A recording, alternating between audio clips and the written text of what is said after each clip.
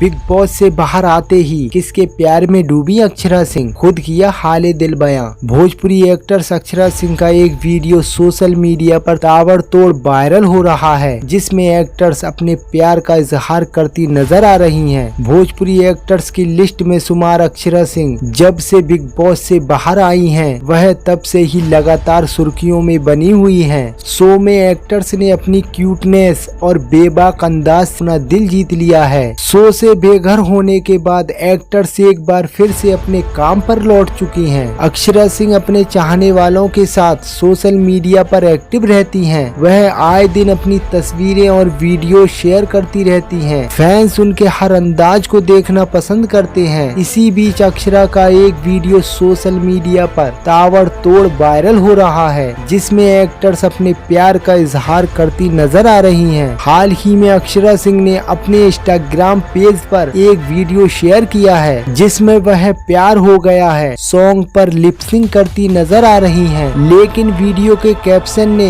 Fans का ध्यान खींच लिया है। वायरल हो रहे इस वीडियो में अक्षरा की अदाएं वाकई कमाल की हैं। एक्ट्रेस एक बार फिर से अपनी दिलकश अदाओं से लोगों को मदहोश करती नजर आ रही हैं। दोस्तों, ऐसी ही इंटरेस्टिंग न्यूज खबरों के लिए मेरे YouTube चैनल को सब्सक्राइब करें, शेयर करें।